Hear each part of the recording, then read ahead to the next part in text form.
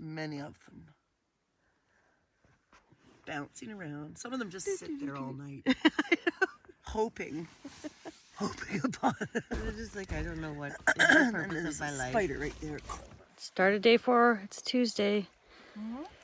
Just talking to the camera. We're packing up camp. We're leaving. We're at about kilometer 170. We hope to do 50 to 60K today. That's the plan. Well, here we are, day 4. Started day 4. How you feeling, Cindy? Pretty good. I'm a little bit thirsty. I ate too much salty smoked salmon for breakfast. But, otherwise good. I'm wearing a warmer shirt underneath my dry top, so I feel nice and snug. Yeah, it's a little... And then the fact that my feet are soaked, it's a good day. It's a little chilly again. A little bit windy, but you know, it's not below freezing or anything, so...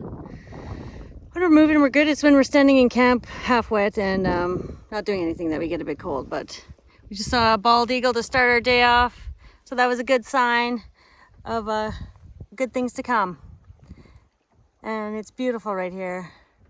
We're going to go up about 11 kilometers and stop, hopefully, at a historic site or some old stuff. We'll see what's up there. Day 4. Haven't showered or bathed for 4 days. Not looking too bad. Showering's overrated. Cleaning's overrated. You don't have to do it every day. Is my rudder all the way down? Looks like it could go down a bit more. No?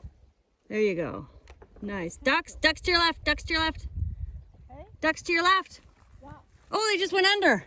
So here we are coming into there's the Teslin River over there, meeting the Yukon River, and we're coming close to Hoodlinkwa. Where we are is right here, but we are going to stop at Shipyard Island where there is the steamer Evelyn and a good camp, but we're not staying there because we just left. We've been paddling for only about 40 minutes, so we're gonna keep going, but we're gonna take a little break. Some what? Oh yeah. Oh yeah. Yeah. Yeah. We get excited when we see other people. Yes. Oh man. This is beautiful right now. Not raining. All our gear is soaking wet pretty much, so we're hoping it clears up. But it's hard to say.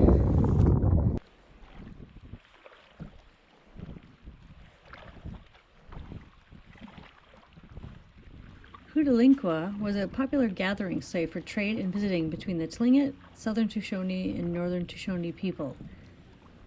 Many First Nation families hunted, fished, and trapped in this area, and they traveled on the river by watercraft in the summer and by foot and dog team in the winter. In the early 1900s, First Nations families lived along the 30-mile stretch of the Yukon River and on the Teslin River, prospecting and cutting wood for the sternwheelers. Okay, we just passed Hoodlinkwa. We're in a nice little calm spot. There's supposed to be a shipwreck on this island. We don't see any trails or anything to it, so we're just floating. And Cindy thinks she sees a goat, something white up there. It is not moving. It looks like snow. It doesn't look like to be the shape of an animal, but it would be odd that there would be snow up there. It looks like it's The verdict. I would say it's a piece of quartz rock. Oh, not a goat? Not a goat. No goats. It didn't really look like a goat, but I was really hopeful. I was holding out for a goat. We're barely moving now. It's nice.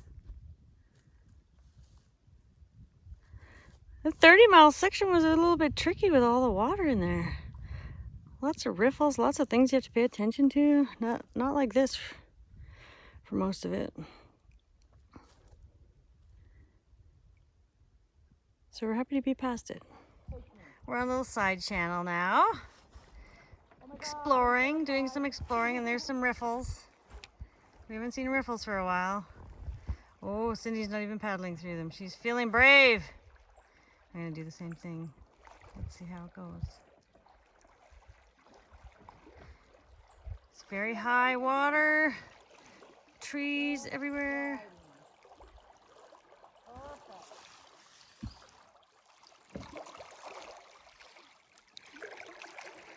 Ah, so peaceful. Cruising along at 6.2 kilometers an hour. We've done 20 kilometers. Oh no, we've done almost 20 kilometers today already. And it's probably only about 1 o'clock. We hope to get 50 to 60 in today. To get to Carmax in a few days, possibly. But this is fun now.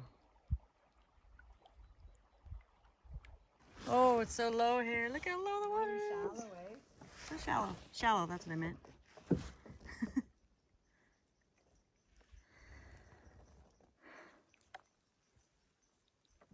It's a cute little side channel. Yeah, it is a cute little side channel. I like it. It's very quiet in here. Doing about 2.5 kilometers an hour. Definitely not race speed. Well, this weather is ridiculous. We just passed this area, the Klondike Hull. We have not seen remnants of anything. Keep trying to find things, but didn't see that. We didn't get off on the island because there wasn't a really good spot to stop. It was the hot water so high. We didn't see an obvious landing spot, so we kept going, and then we zipped around this little island here. That was fun, little detour. And now we're probably heading up to the next camp. We just want to take a stop here and get on the boat for a bit. Maybe up there somewhere, or some of those potential camps. But we just got hit with a whack of rain and a good headwind for not very long. It only lasted a few minutes, but stopped when we rounded the corner, which was good, and the rain stopped. But it doesn't look very promising over where we're heading.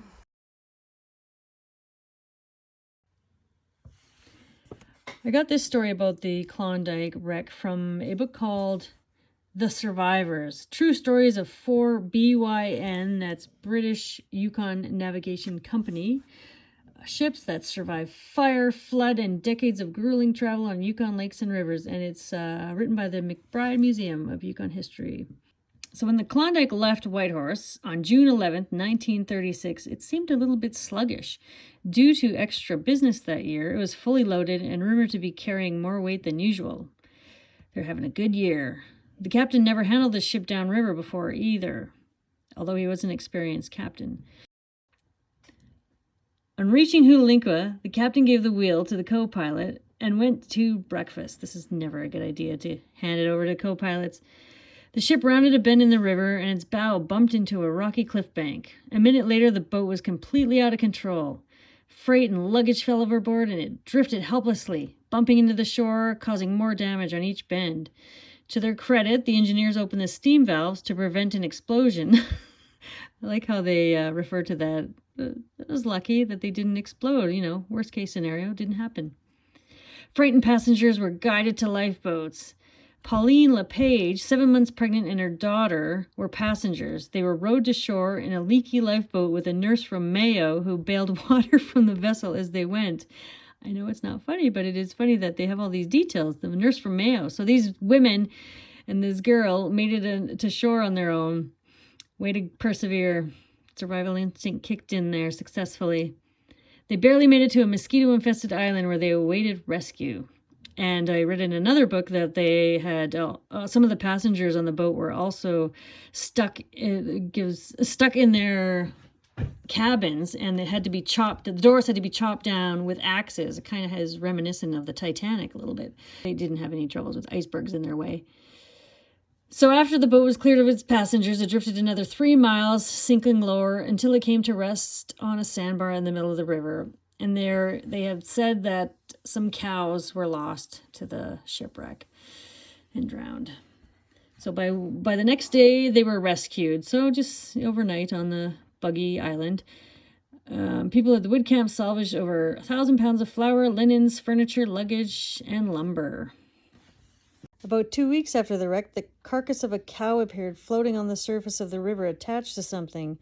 Its anchor proved to be the government grader that had slid off the bow, so that was salvaged. I love these weird little stories. Poor cow, though. Maybe it looks a little bit more bright, maybe.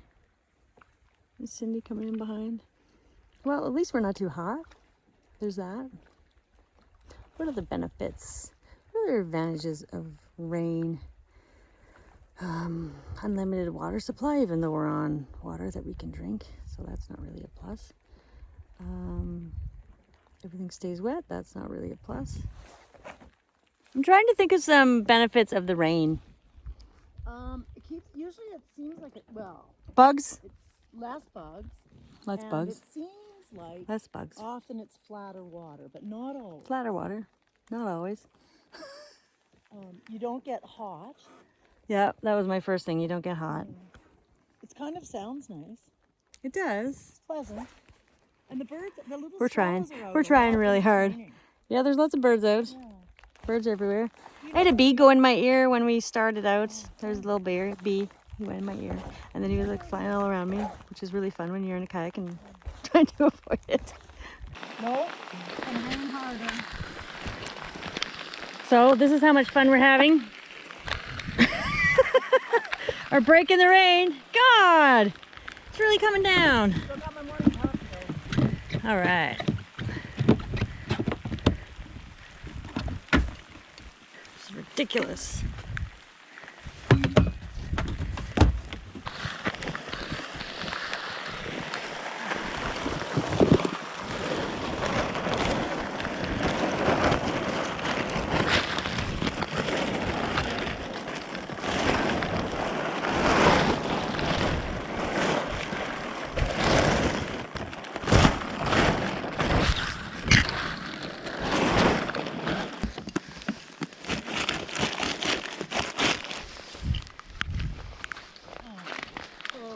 God damn.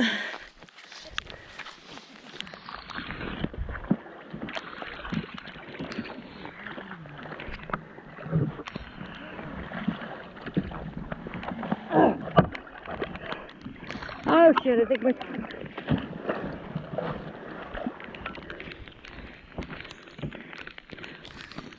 Left my coffee open again.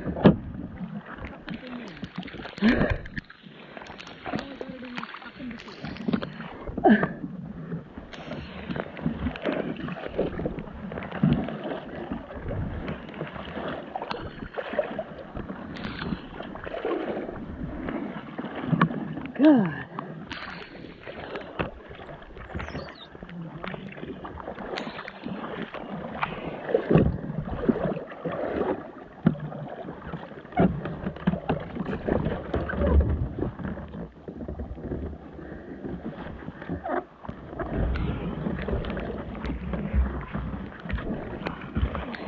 Oh, nice wet seat. That's awesome.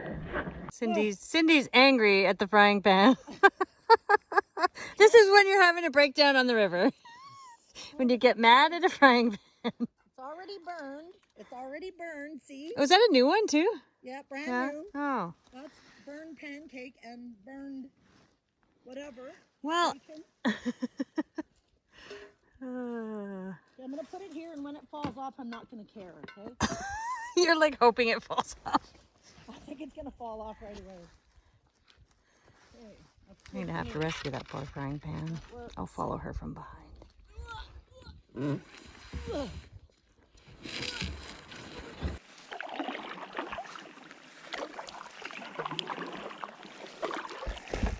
the pan just fell in the water. Are you serious? You didn't even get moving. I think it's gone. Poor. Save it if you Save it. I'll take it.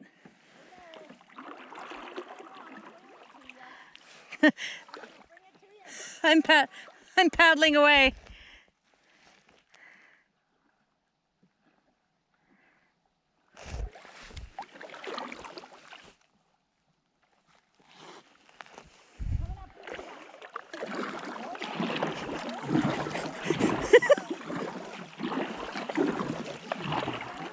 Yeah.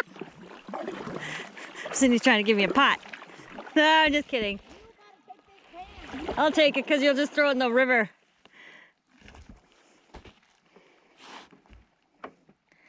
Oh, stick in the water. Oh, that's why I'm not turning. Thank you. Whoops, wrong way. Okay, I'm coming into your hatch. I'm just trying to avoid that because it looks low over there. A little ripper. Yeah, it might be low. Let's just get past that.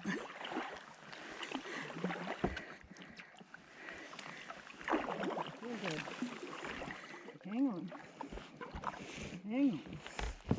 Where are you coming? Are you strapping it on? Put it on underneath your thingy here. Okay. And let's see. I think it should stay there. It falls off its stone problem. Got all these little boils all over the place right here. Sometimes the river will go back and almost completely double on itself, come double back around, and that's where these extreme corners, that's where these boils seem to happen quite a lot this year.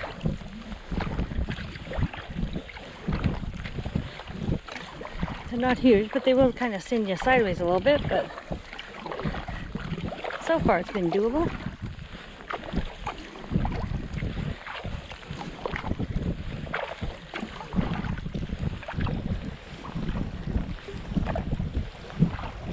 Whoa, woo! Yeah. They just come out of nowhere.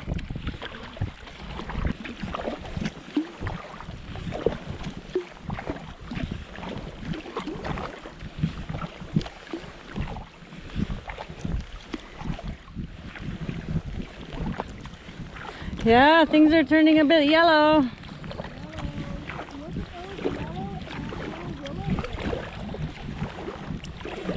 It's fall in the Yukon. It's not even August. I have no idea what day it is.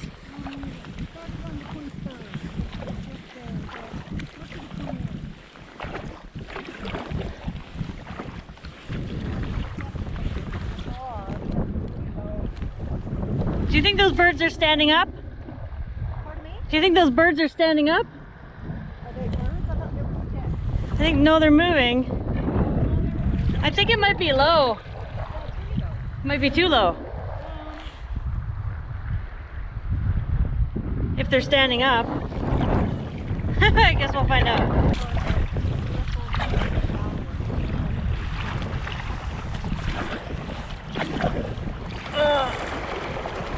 I'm gonna let you go first. Let you test it out.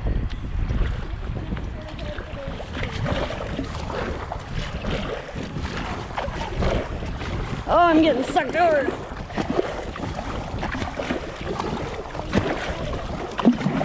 Oh!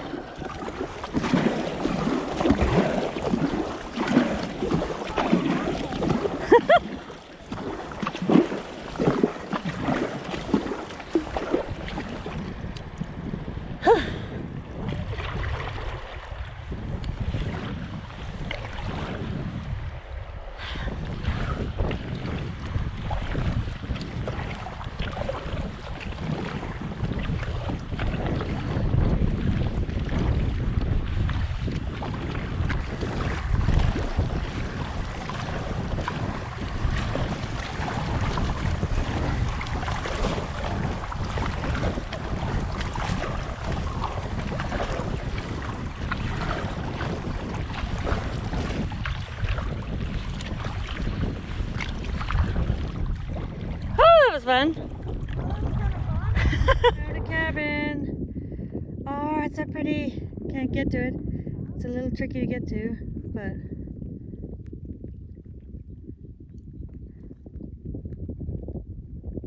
how cool is that? Cute.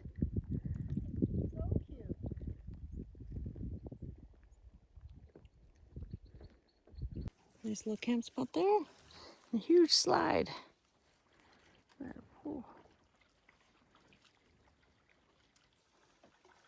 Right around here is a place called Cassiar Bar, and there's a lower Cassiar Bar and an upper Cassiar Bar. And here is where there were the best gold findings discovered along the upper Yukon River. And it was named after the Cassiar Gold Area of British Columbia. Back in 1886, some well-known prospectors, 4 of them, were reported to have taken $6,000 out of here in 30 days, which was pretty significant back then. Like, very significant. They were rich. The bar was not worked by hand much past 1897. About 50,000 cubic yards of gravel were run through the dredge before it was withdrawn and relocated on Bonanza Creek in the Klondike, which was the big gold rush discovery in the area. Whoa.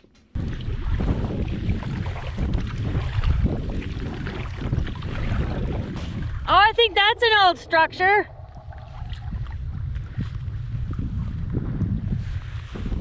Or not.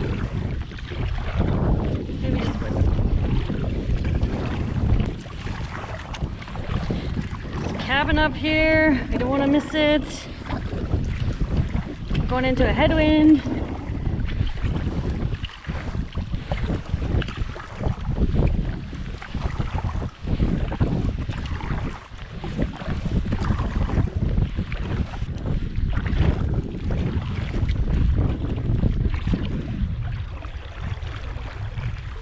This has got to be it.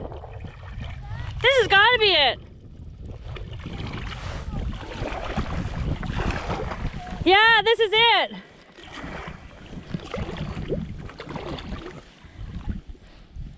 Yeah, that's probably the other building.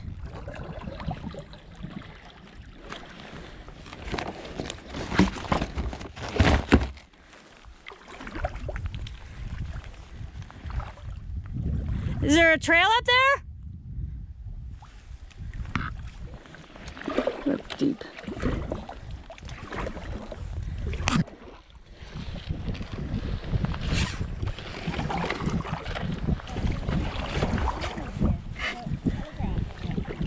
Well, that's the Northwest Mounted Police Station. Remember it said it was right across from it?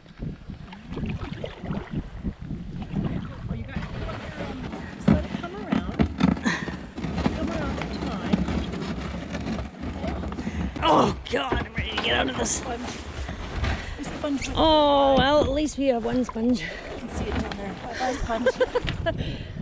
Sponge doesn't want to be with us. Okay. Got it. Ooh. Awesome. I'm gonna unload this shit right now. All wet. Not bad. And all wet. Could just tie them up to this. Pardon me? Could tie them to this. Oh yeah, we'll definitely try them in here. That would be awesome. Nobody else is here. Yay! Yay! Oh my God! Oh my God! Cabin! Cabin! Awesome! Oh! So many spots.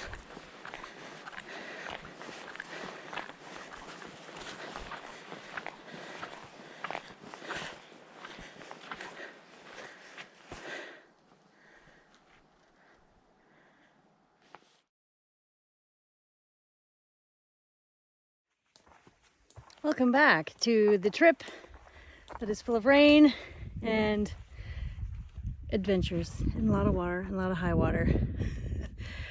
So right now we are at a sweet little spot just before the Big Salmon River, which is down there somewhere. Across you can see, I don't know if you can see way over there, there's a sign, and it was an old Northwest Mounted Police office, and there is some telegraph lines that are along the shore as well.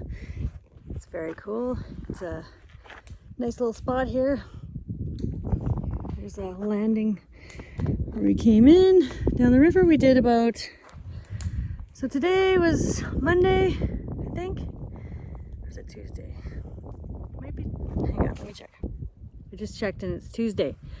So it's Tuesday evening at about 6:30 and we paddled today for almost 60 kilometers. We did, we left at about 10:30, 11 in the morning and took one small break, but then paddled for the rest pretty non-stop, and it was great. Once we passed the 30 mile, we didn't have too many more of those crazy little riffles that throw you sideways. So you can see the river has widened out a ton, and it's still pretty speedy, still doing probably 12 to 14 kilometers an hour when you're paddling, maybe 15 when you're paddling harder, but just floating, it's easily doing like 10, 11, 12, so it's awesome. We just did a few little floats. There's not too many crazy sections along here. It's been pretty smooth ride up until now. So we just stopped here at this lovely little camp. Let me take you on a tour. So that's where we landed. We just dragged our boats up here. Got some clothes drying on the line because it was pouring on us today. We didn't get dry from last night. So we are trying to dry things out now. You can see it's still kind of cloudy out. It was crazy windy here when we got here, but it's calmed down, so that's great. We got everything lined up here. We got a little table here, and the very best thing about this campsite, cabin. I get to stay where there's a cabin. Look at that beauty. So this is actually a trapper's cabin right now. It is an old cabin. There's even a little guest book in here to sign. So we'll do that later. Big old nails, holy cow. Those are big suckers. Let's take a look at it. It's a cute little thing. It's kind of got a bit of a slant to it. Look at that, what the heck is that? No idea.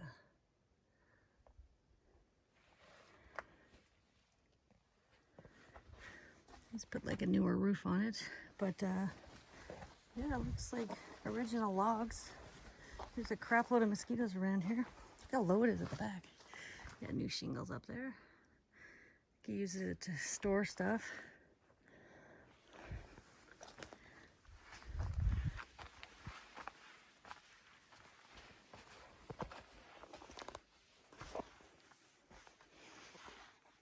Here's here. Side view. Quite like it.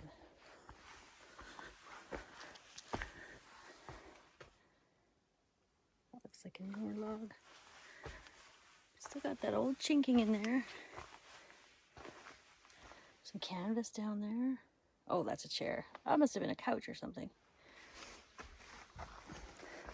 I'm just trying to prop it up here. What's that? How's the fire going?